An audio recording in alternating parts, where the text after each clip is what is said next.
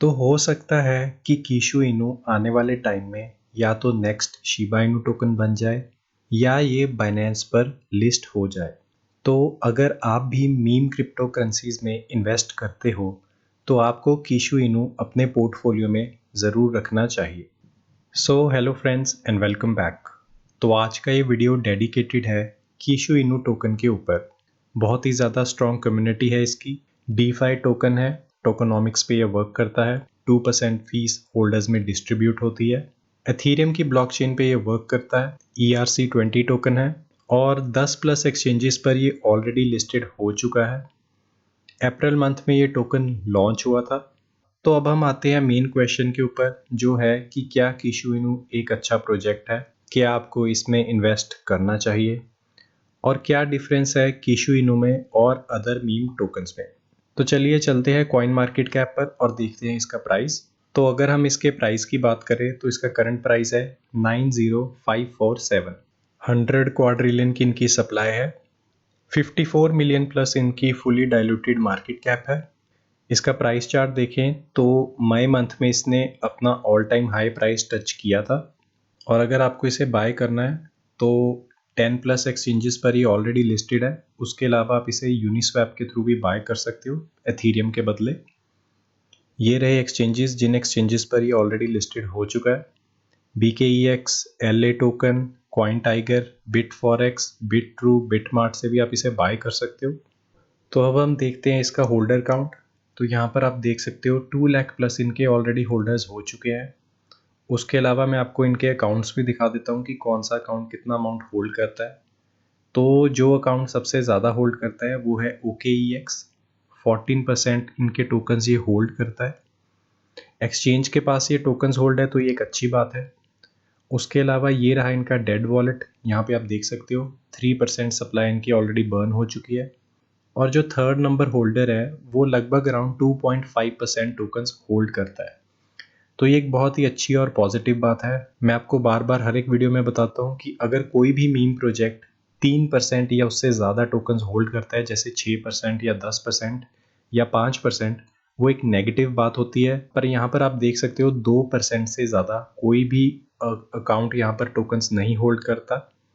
ये बहुत ही एक अच्छी और पॉजिटिव बात होती है किसी भी मीम प्रोजेक्ट में। तो अब मैं बात करूंगा इनके लेटेस्ट अपडेट्स, लेटेस्ट न्यूज़ और अपकमिंग प्रोजेक्ट्स की। और साथ ही साथ मैं आपको इनका यूज़ केस भी दिखाऊंगा जो इसे डिफरेंट बनाते हैं अदर मीम प्रोजेक्ट से। तो ट्विटर के ऊपर आप देखोगे कि 1,50,000 इनके फॉलोअर्स हैं, जो कि एक अच्छी बात है। यहाँ पर ये अपने रेगुलर अपडेट्स और न्यूज़ देते रहते हैं। बहुत ही ज़्यादा एक्टिव भी है ये ट्विटर पर। आप देख सकते हो यहाँ पर कोई भी आपको न्यूज़ या अपडेट चाहिए तो आप यहाँ पर आके चेक कर सकते हो।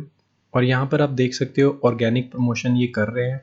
आप देख सकते हो इनके होल्डर्स ने यहाँ पर बैनर पकड़े हुए हैं कीशु इनू के, और साथ ही साथ टी शर्ट्स और कैप्स भी डाली हुई है। आप इनके ट्विटर पर आके चेक कर सकते हो। कम्युनिटी बहुत ही ज़्यादा स्ट्रॉन्ग है कीशु इनू की, जस्ट लाइक शिबा इनू।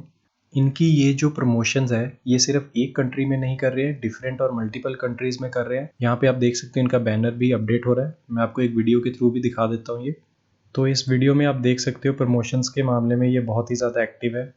अपने पैम्फलेट्स बांट रहे हैं, बैनर्स लगा रहे हैं कंट्री के बीचों बीच जो मेन मार्केट होती है। ये एक अच्छी प्रमोशन स्ट्रेटजी है। तो प्रमोशंस के अलावा अब मैं बात करता हूँ इनके यूज़ केस की। ये अपने टोकन का यूज़ केस भी बहुत ही ज़्यादा इंक्रीज़ कर रहे हैं। यहाँ पर आप देख सकते हो लिविंग वॉग रियल इस्टेट। रिसेंटली इन्होंने कोलैबोरेशन किया है कीशु इनू के साथ, जहाँ पर आप कीशु इनू पे कर कर कोई भी लग्जरी प्रॉपर्टी बाय कर सकते हो। तो जो लिविंग वॉग रियल एस्टेट है ये USA बेस्ड कंपनी है। ये लग्जरी प्रॉपर्टीज़ में डील करती है। मैं आपको दिखा देता हूँ। ये रही इनकी ऑफिशियल वेबसाइट। यहाँ पर आप देख सकते हो ये लग्जरी प्रॉपर्टीज़ में डील करते हैं। तो इन्होंने रिसेंटली कीशु इनू के साथ कोलैबोरेशन किया है जिसमें आप कीशु इनू पे कर कर कोई भी प्रॉपर्टी बाय कर सकते हो। और एक बहुत ही अच्छी कंपनी है जिनकी मिलियन बिलियन डॉलर्स में टर्नओवर है। बिकॉज अगर मीम प्रोजेक्ट में इतनी बड़ी कंपनी इन्वेस्ट कर रही है तो कुछ सोच समझ कर ही कर रही होगी। तो रियल एस्टेट के अलावा इन्होंने एक और कंपनी के साथ भी कोलैबोरेशन किया है, वो भी मैं आपको दिखा देता हूँ। तो Traveler.com ने भी अब कीशु इनू को एक्सेप्ट करना स्टार्ट कर दिया है। तो Traveler.com है क्या? ये एक इंटरनेशनल कंपनी है, जस्ट लाइक मेक माई ट्रिप। तो जैसे हम मेक माई ट्रिप पर होटल्स या फ्लाइट्स बुक करवाते हैं नेशनल या इंटरनेशनल, वैसे ही Traveler.com है। यहाँ पर आप 2.2 मिलियन प्लस होटल्स बुक करवा सकते हो या आप इंटरनेशनल या नेशनल फ्लाइट्स भी बुक करवा सकते हो। तो अब आप कीशु इनू पे कर कर इनकी वेबसाइट के ऊपर कोई भी होटल्स किसी भी कंट्री में या फ्लाइट्स बुक करवा सकते हो। यहाँ पर आप नीचे देख सकते हो 3 million plus travel products world wide इनके पास अवेलेबल है। तो ये एक बड़ी बात है और अच्छी बात है एक मीम टोकन के लिए कि उसका यूज़ केस इंक्रीज़ हो रहा है।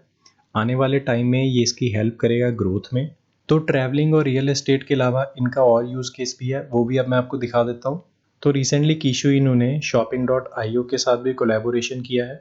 तो यहाँ पर आप देख सकते हो अमेजॉन, ईबे, वॉलमार्ट या st.com, इन सब वेबसाइट्स के ऊपर आप कुछ भी बाय कर सकते हो थ्रू कीशु इनू टोकन।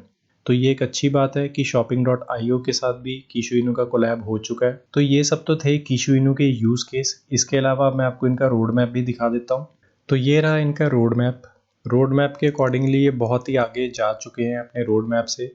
जैसे इन्होंने सोचा था कि रोड मैप 4 में ये 1 लाख प्लस होल्डर्स का टारगेट रीच करेंगे, लेकिन 2 लाख प्लस होल्डर्स इनके ऑलरेडी हो चुके हैं।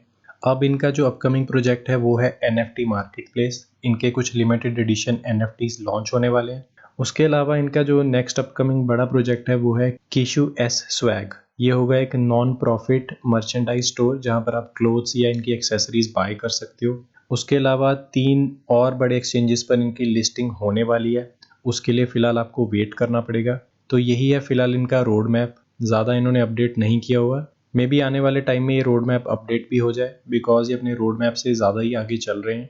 उसके अलावा ये बड़े बड़े इन्फ्लुएंसर्स या बड़े बड़े सेलिब्रिटीज़ से भी अपनी प्रमोशंस करवा रहे हैं। आप इनके ट्विटर पर जाके चेक कर सकते हो। और अगर आपको ज़्यादा इन्फॉर्मेशन चाहिए आप इनकी वेबसाइट भी चेक कर सकते हो। तो अब मैं बात करूँगा कुछ नेगेटिव पॉइंट्स की। कीशु इनू के क्या नेगेटिव पॉइंट्स है। सबसे पहला जो नेगेटिव पॉइंट मुझे लगा वो है ऑडिटिंग। फ़िलहाल यहाँ पर ऑडिटिंग के बारे में कोई भी ज़्यादा इन्फॉर्मेशन अवेलेबल नहीं है। इन्होंने कहा हुआ है कि इन्होंने ऑडिटिंग करवाई हुई है, लेकिन वो किसी बड़ी कंपनी से नहीं है जैसे सर्टिक हो। तो अगर ये अपनी ऑडिटिंग करवा ले सर्टिक से तो ये एक अच्छा पॉइंट होगा। दूसरा नेगेटिव पॉइंट जो इनकी साइड से है वो है इनके AMAs। ये कोई भी AMAs फ़िलहाल होस्ट नहीं कर रहे। इनको वीकली या मंथली AMAs होस्ट करने चाहिए। मतलब इनके डेवलपर्स आए और होल्डर्स के साथ बात करें रिगार्डिंग न्यू या अपकमिंग प्रोजेक्ट्स, या हमें फ्यूचर प्लान्स के बारे में बताएं। बिकॉज अगर आप इतना ज़्यादा अपना यूज़ केस इंक्रीज़ कर रहे हो तो होल्डर्स के साथ भी आपको थोड़ा सा और ट्रांसपेरेंट होना पड़ेगा। लास्ट जो नेगेटिव पॉइंट मुझे कीशु इनू का लगा वो है इसकी सर्कुलेटिंग सप्लाई। आप देख सकते हो 100 क्वाड्रिलियन इनकी सप्लाई है, लेकिन जो बर्निंग है वो बहुत ही कम है। फिलहाल 3% ही टोकन्स बर्न हुए हैं। तो इनको मैन्युअल या कोई बड़े बर्न्स भी करने पड़ेंगे आने वाले टाइम में, तभी जाके इसका प्राइस थोड़ा सा इंक्रीज़ होगा। इन तीनों पॉइंट्स के अलावा मुझे कोई भी और नेगेटिव पॉइंट नहीं लगा फिलहाल कीशु इनू को लेकर। कम्युनिटी बहुत ही ज़्यादा स्ट्रॉन्ग है। आने वाले टाइम में इनके होल्डर्स शिबा इनू के होल्डर काउंट को भी टच कर सकते हैं, लेकिन उसमें थोड़ा सा टाइम लगेगा। तो अब लास्ट में मैं बात करूंगा बाइनेंस लिस्टिंग की। तो क्या कीशु इनू बाइनेंस पर लिस्ट हो सकता है? अगर मैं प्रैक्टिकली बात करूं तो इसमें पोटेंशियल है कि ये बाइनेंस पर लिस्ट हो जाए, लेकिन उसमें कितना टाइम लगता है वो मैं आपको प्रिडिक्ट नहीं कर सकता। फिलहाल अगर मैं करंटली बात करूं तो बाइनेंस का जो लिस्टिंग क्राइटेरिया है उनको मिनिमम 2 लाख प्लस होल्डर्स चाहिए होते हैं। तो 2 लाख होल्डर्स इसके ऑलरेडी है। उसके अलावा उन्होंने कहा है कि ट्रांसपेरेंट प्रोजेक्ट होना चाहिए, रेगुलर अपडेट्स देने चाहिए, वो भी ये दे रहे हैं। ये 2 पॉइंट्स है जो इसकी बाइनेंस लिस्टिंग में इसकी हेल्प करेंगे आने वाले टाइम में। लेकिन बाइनेंस की लिस्टिंग में कितना टाइम लगता है वो मैं अभी आपको प्रिडिक्ट नहीं कर सकता। मेरे अकॉर्डिंगली साल या 2 साल लग सकते हैं इसे बाइनेंस पर लिस्ट होने के लिए। तो आपको कितना अमाउंट कीशु इनू में इन्वेस्ट करना चाहिए? तो मैं आपको रेकमेंड करूंगा कि आप 1000 या 2000 रुपये इसमें इन्वेस्ट कर सकते हो, बिकॉज प्राइस इसका बहुत ही ज़्यादा फिलहाल डाउन है। तो आपको 1000-2000 में भी बहुत ही ज़्यादा टोकन्स मिल जाएंगे क्वांटिटी में। साल या 2 साल के बाद ही ये अच्छी रिटर्न आपको ज़रूर देगा।